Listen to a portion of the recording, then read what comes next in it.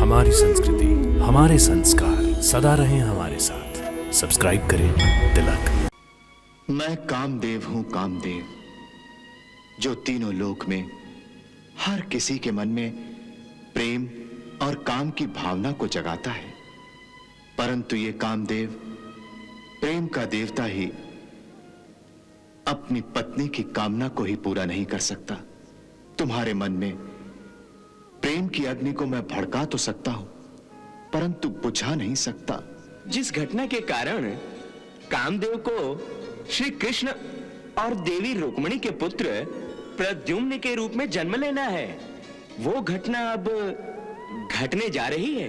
मृत्यु हमारे अधीन है, हमारे प्राण मृत्यु के अधीन नहीं है। आप मेरी चिंता न करें।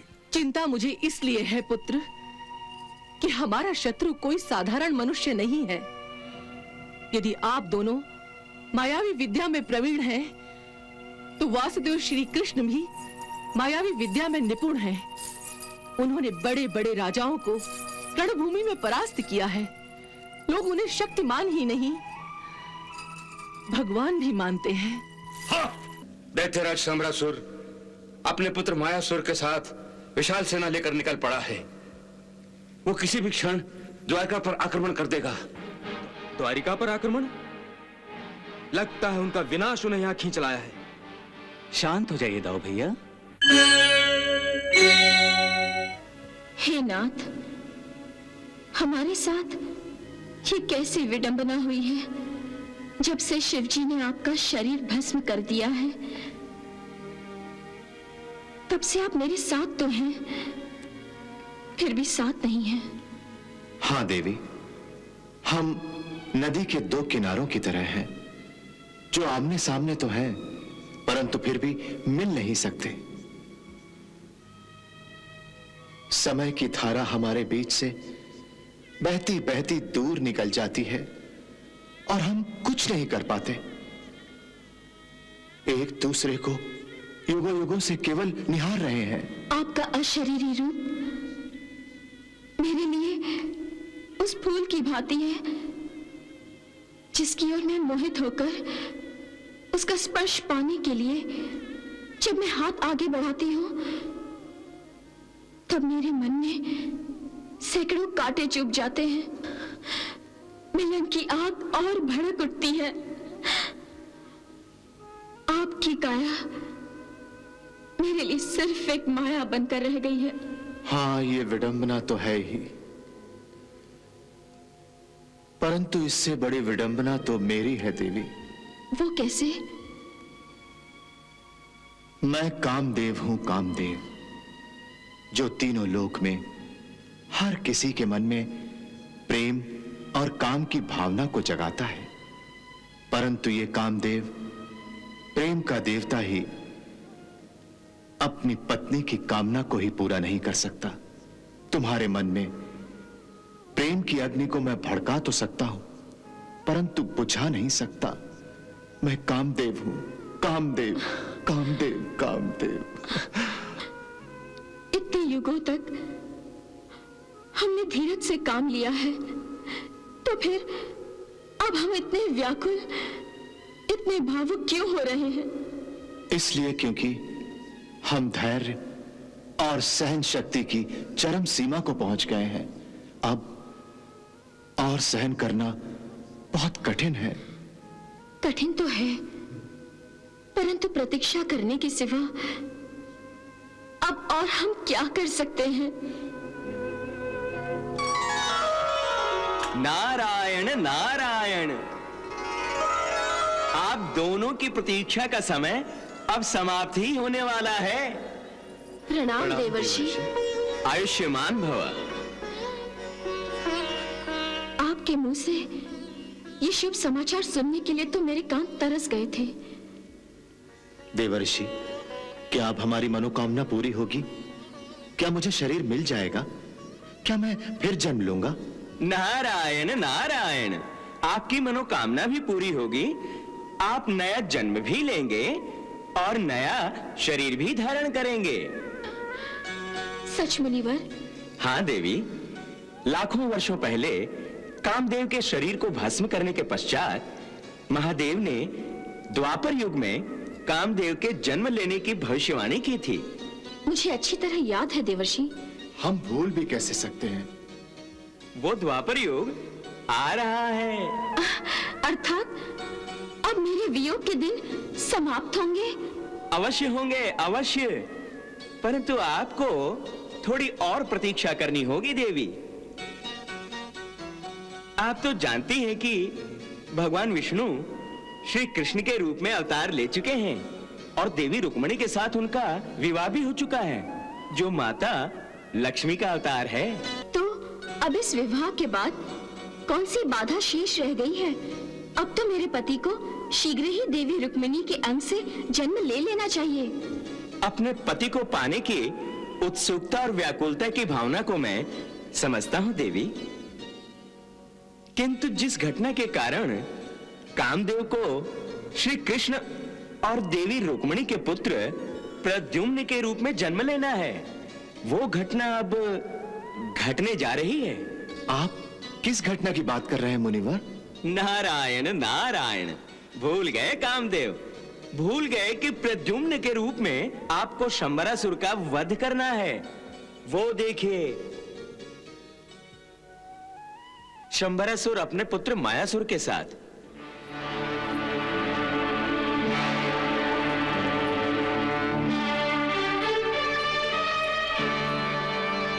दोनों ने श्री कृष्ण के विरुद्ध युद्ध की तैयारियां पूरी कर ली हैं और अब वो युद्ध के लिए निकलने ही वाले हैं।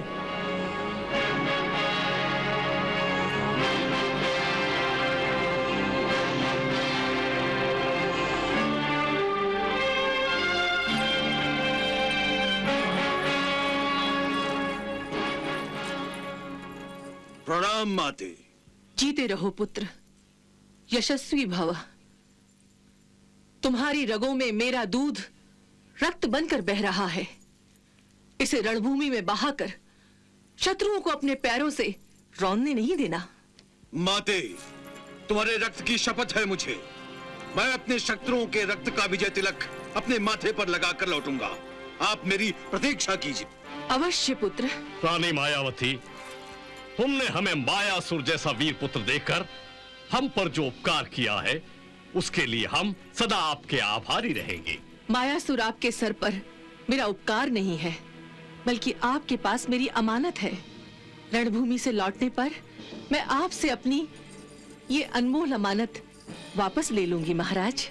रानी मायावती, मायासुर शंबरासुर का पुत्र है और हमारा पुत्र हमारे ही तरह मायावी विद्या में प्रवीण है। हम युद्ध भूमि में मृत्युदाता बनकर उतर रहे हैं। मृत्युदाता। हाँ माँ, मृत्यु हमारे अधीन है। हमारे प्राण मृत्यु के अधीन नहीं हैं। आप मेरी चिंता न करें। चिंता मुझे इसलिए है पुत्र कि हमारा शत्रु कोई साधारण मनुष्य नहीं है। यदि आप दोनों मायावी विद्या में प्रवीण हैं, तो वासुदेव श्री कृष्ण भी मायावी विद्या में निपुण हैं। उन्होंने बड़े बड़े राजाओं को रणभूमि में परास्त किया है। लोग उन्हें शक्तिमान ही नहीं, भगवान भी मानते हैं। हाँ! रानी मायावती, इसमें शंका नहीं कि कृष्ण बलवान है, परंतु हम त्रिलोक पर अपना अधिराज्य स्थापित करना चाहते हैं। इसलिए सबसे पहले हमें श्री कृष्ण के बल, बुद्धि और मायावी शक्ति को विफल करना होगा। माते, मैं श्री कृष्ण को अवश्य परास्त करूंगा और त्रिलोक विजेता बनकर लौटूंगा। आप केवल मुझे आशीर्वाद दीजिए। मेरा आशीर्वाद तो सदा तुम्हारे साथ है पुत्र। रानी मायावती, तुम्हें अपने पुत्र के इस आत्मविश्वास पर संतोष नहीं होता? क्यों? किसी झरने की भांति मायासुर के सीने से झरझर उबलता विश्वास ही मेरी चिंता का कारण है महाराज। क्योंकि कभी कभी जरूरत से अधिक विश्वास भी घातक बन जाता है। शुभ शुभ बोलो मायावती, शुभ शुभ, और शुभ कामना के साथ हमें विदा करो। आओ, और हमारी तलवारें हमें हमारे हाथों में सौंप दो।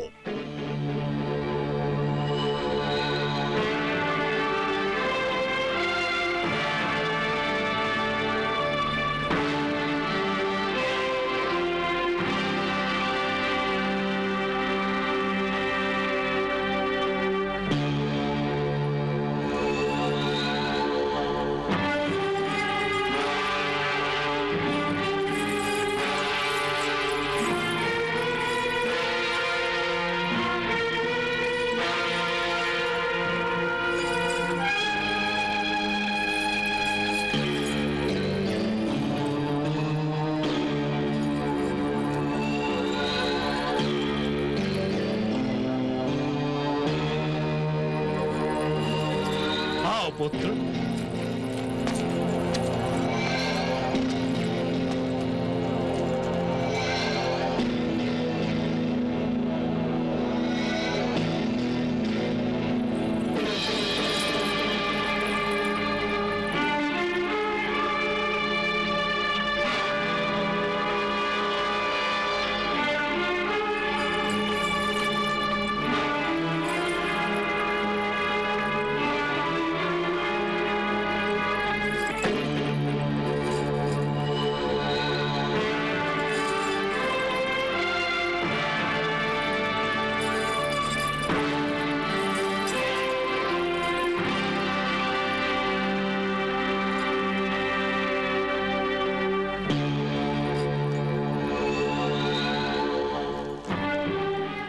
विजयी भव पुत्र।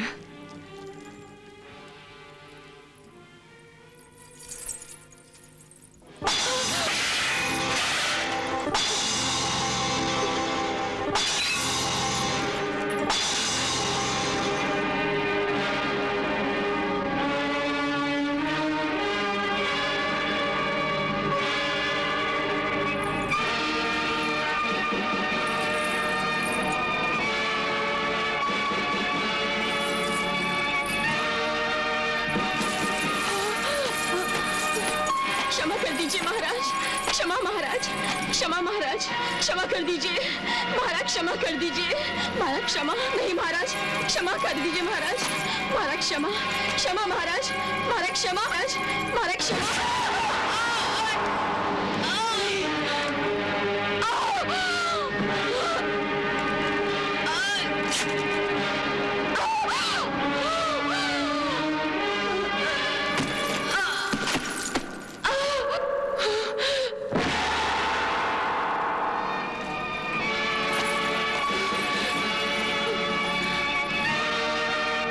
शगुन अच्छा नहीं हुआ महाराज। ये शगुन अच्छा नहीं था, परंतु ये शगुन अच्छा हुआ। युद्ध भूमि में उतरने से पूर्व ही हमारी तलवार की जीभ ने रक्त चख लिया है।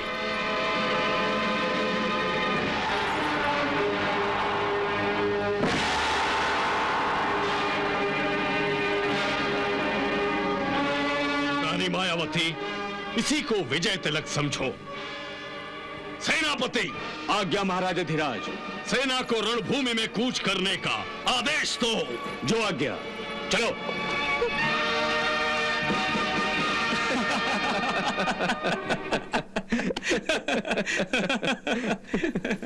द्वारकाधीश की जय हो।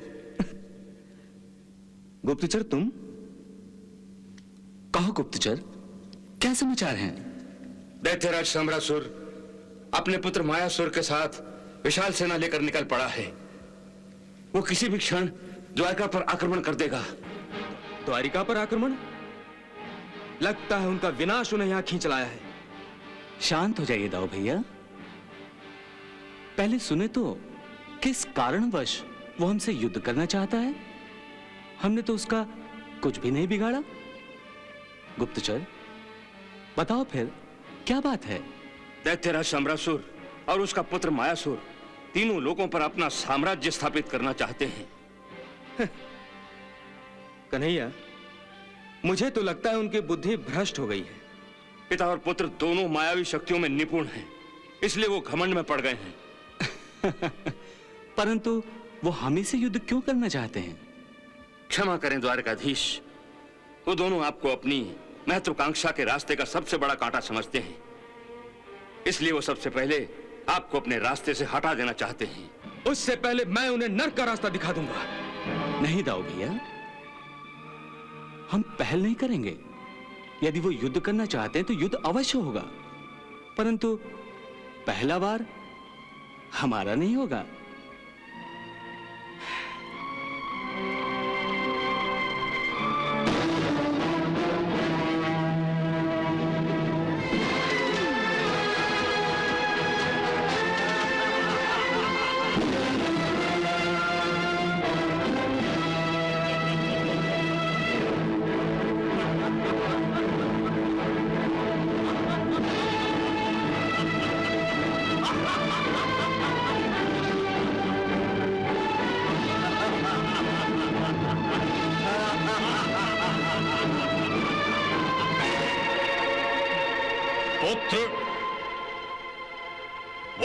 शत्रु की सेना।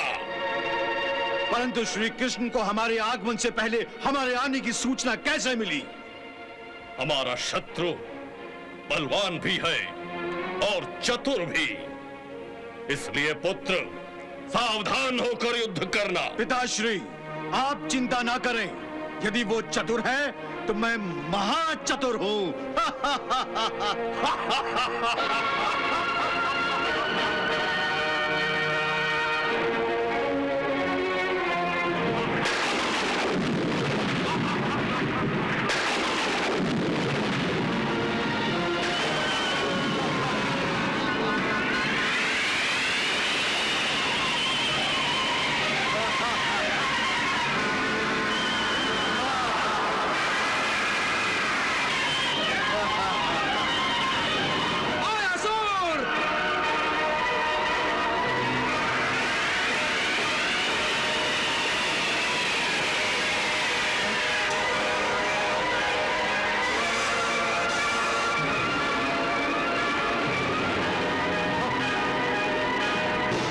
राक्षस, ना तो तूने युद्ध की घोषणा की और ना ही आक्रमण की चेतावनी दी।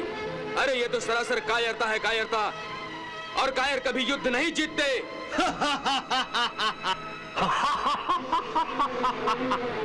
दाऊ भैया, शंबरासुर और मायासुर को युद्ध की नीति सिखाने की कोई आवश्यकता नहीं है। इससे कोई लाभ नहीं होगा। अनीति से राज्य करना और अनीति से युद्ध करना, यही इन मायावी पिता और पुत्र की नीति है। परंतु कन्हैया, इन मायावी पिता और पुत्र की कुटिल नीति हम सफल नहीं होने देंगे। हाँ दाऊ भैया, शंबरासुर जैसे अधर्मी इन नीतियों में यदि सफल होने लगे तो पृथ्वीलोक पर अधर्म का राज्य स्थापित होने में देर नहीं लगेगी। अब मुझे कोई नहीं रोक सकता ग्वाले। पृथ्वीलोक पर केवल मेरा साम्राज्य होगा, केवल मेरा। इसलिए हे कृष्ण, तुम हमारी शरण में आ जाओ, हम तुम्हें अभय देंगे। मायासुर!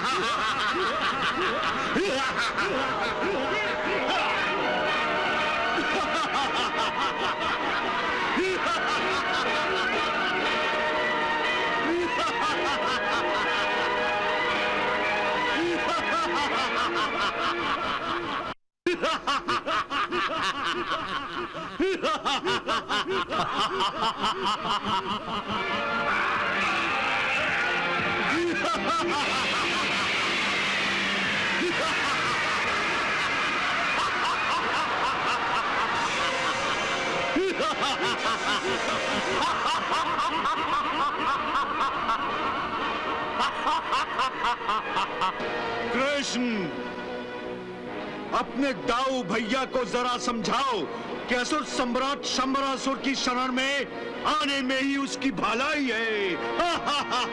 शंबरासुर, अपने इस मायावी पुत्र को लेकर तुम अपनी नगरी लौट जाओ, वरना मेरे क्रोध की आग में इस पुत्र के साथ जलकर तुम भी राख हो जाओगे।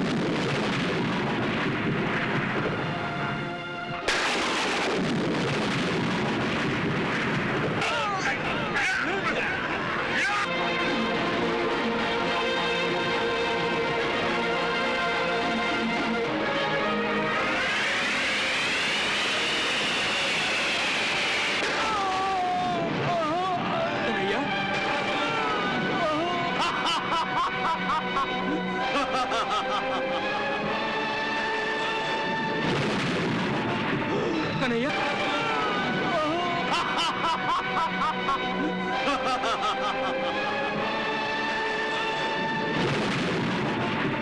कन्हैया,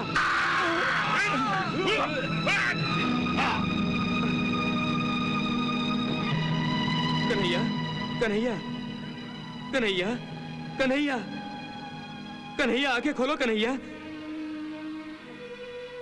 कन्हैया, ए कन्हैया, आंखें खोलो कन्हैया, मेरे लिए, अपने दाऊ भैया के लिए आंखें खोलो कन्हैया, आंखें खोलो कन्हैया।